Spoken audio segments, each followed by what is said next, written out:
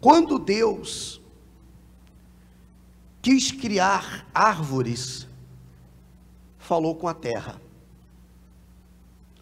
Lá no livro de Gênesis, capítulo 1, verso 11, diz: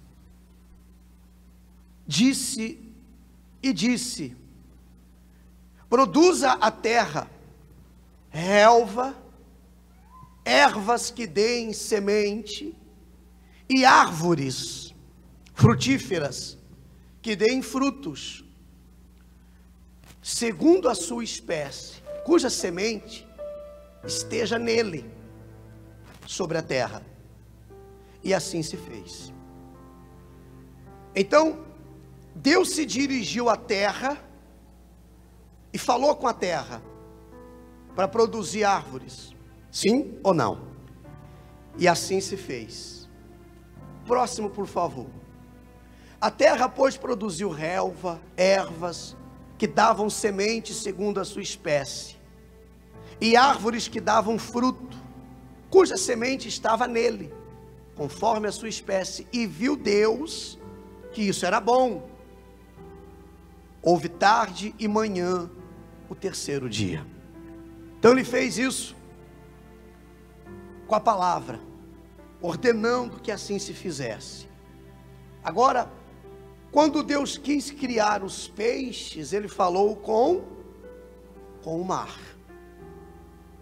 Diz a Bíblia, Gênesis 1, verso 20: disse também Deus: povoem-se as águas de enxames de seres viventes, e voem as aves sobre a terra e sobre o firmamento dos céus.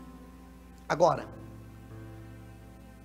queria que você pegasse isso, colocasse no teu coração. Ele, para criar plantas, falou com a terra; para criar os peixes, falou com o mar. Quando Deus quis criar o homem, o que ele fez, igreja?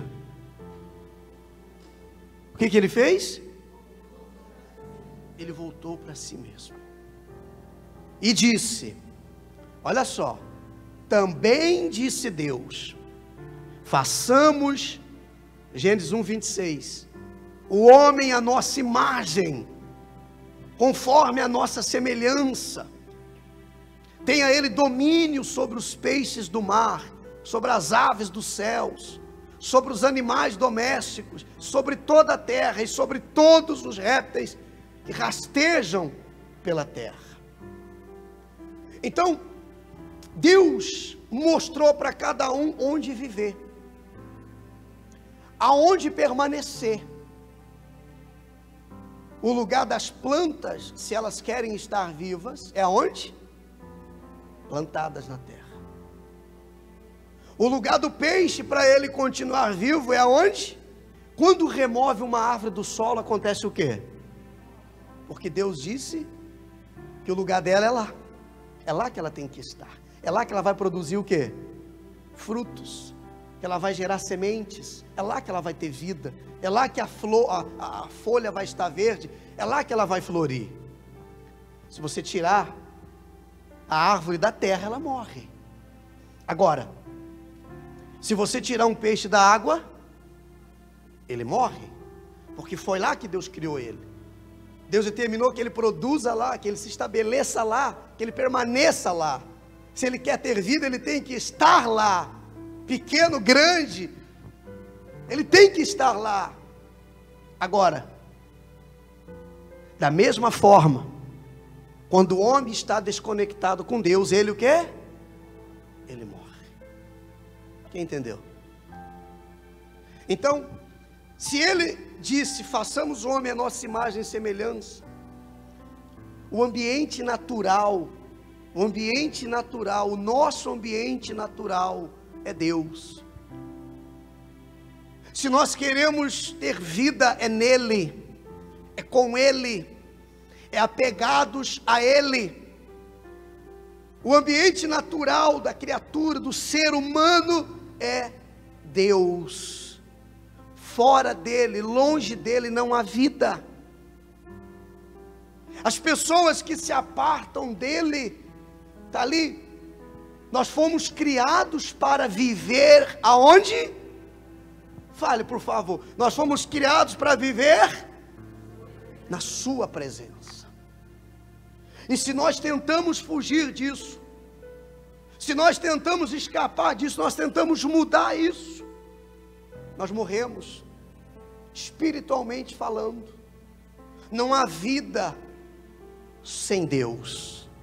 Jesus disse: eu sou o caminho, eu sou a verdade, eu sou a vida. Não há vida sem Deus. Lá no livro de Eclesiastes, capítulo 2, verso 24 e 25, ele diz assim, ó: nada há melhor para o homem do que comer, beber, fazer que a sua alma goze o bem do seu trabalho. No entanto, vi também que isso vem da mão de Deus. Pois separado deste, quem pode comer ou quem pode alegrar-se? Está vendo? Separado dele não há alegria. Há momentos, e muitos, pessoal, têm vivido de momentos de paz, momentos de prazer, momentos. Mas quando permite-se o Espírito Santo habitar dentro da pessoa, habitar, fazer morada, como nós falamos, se o mal diz que o corpo da pessoa é a casa dele, por que não ser então casa de quem? Do Espírito Santo. Aliás, o apóstolo fala através do Espírito Santo: não sabeis vós que sois moradas, que sois santuários do Espírito de Deus? Apresentei o vosso corpo como sacrifício vivo, santo e agradável a Ele. O nosso problema é querer satisfazer, em primeiro lugar, as nossas vontades, os nossos desejos. E se não for assim, não está bom. Há quem diga: tem que ser do jeito que eu quero. Mas a gente já viu que do jeito que a gente quer, dá ruim. Já deu ruim muitas vezes. A gente precisa entender que separado dele, sem a presença dele, as decisões, elas são frajutas, não permanece. Aquilo que conquistamos sem Deus, conquista-se sem Ele, pastor? Sim, pode, como ele disse, pode até comer, pode até conquistar, mas de que vale tudo isso, se a pessoa não tem prazer? Se conquista sem Ele, mas não se estabelece. Por exemplo, vamos a exemplos. Quem está comigo aí, diga amém. Um casamento, a pessoa pode casar, não quer dizer que porque ela casou, ela resolveu o problema de solteira, porque pode ser que ela resolva o problema de estar solteira, agora tem uma aliança, agora tem um casamento, tem um homem para chamar de seu, uma mulher para chamar de sua, mas nem por isso está feliz, ama, e não entende por que quando está longe sente saudade, e quando está perto, muitas das vezes, não consegue nem ouvir a voz. Percebe? A pessoa separada de Deus, ela não consegue desfrutar dos bens que ela conquista. A impressão que dá é que tudo que ela luta para ter, quando tem, perde o valor. Era uma vida inteira eu lutando para ter isso aqui. Puxa, tudo que eu quero. A minha felicidade, pastor Mário, está dependendo disso aqui, ó. Se eu tiver isso aqui, eu vou ser a mulher mais feliz desse mundo. Se eu conquistar isso aqui, vou ser o homem mais feliz. E hoje ela tem 10 disso aqui. Só que aquele vazio que eu falei antes continua. O semblante entristecido continua. Porque tem isso. Pega aquele vazio para mim, pastor, por favor, não corre, meu filho, tu quebra a perna desse jeito, e eu já fico sem pastor para me ajudar aqui. Calma, não, vem com calma. Meu Deus do céu. Isso aqui, ó, a gente tentou fazer, estamos fazendo ainda, né? Tá em fase de acabamento, uma réplica de uma escultura que tem lá em Gênova, na Itália, numa praça. E essa escultura chama-se Homem Sem Deus. Você percebe aqui ele olhando para dentro de si, encontrando o quê? Um buraco. Depois procura lá na internet que você vai encontrar essa imagem aqui bem mais bonita do que essa aqui, mais fácil de entender. É o homem sem Deus. Ele olha para dentro de si e ele encontra um vazio. Por isso essa escultura lá chama-se Homem Sem Deus. Não importa o status, a posição que ocupa, o valor na conta bancária, o andar do prédio que mora, o nome da rua que reside. Quando tem esse vazio, a vida não faz sentido. Tem muitas pessoas olhando para dentro de si e encontrando esse buraco. Pessoal, por favor, me entenda. E aí elas tentam preencher esse vazio, esse buraco aqui. Elas tentam preencher isso aqui, ó, com coisas e pessoas. Sabia? Elas querem preencher esse vazio com coisas e pessoas. Eu vou comprar isso, eu vou comprar aquilo. E elas se tornam pessoas viciadas em compra. Tem nome para tudo. Viciado em compras é o que mesmo? É o quê? Aquela pessoa que tudo que vê quer comprar. Aí ela tudo que ela imagina que poderia preencher esse vazio, ela faz. E para decepção, ela vai passando 5 anos, 10 anos, 20 anos, 40 anos. Vai chegando no final de sua vida. E tudo que ela tentou fazer foi o quê? Em vão. O vazio continuou, permanece. Sabe por quê, igreja? Volta só naquele bannerzinho que estava antes, por favor. Obrigado, pastor. Quando a pessoa se aparta dele, esse vazio dentro dela tende a aumentar cada dia mais.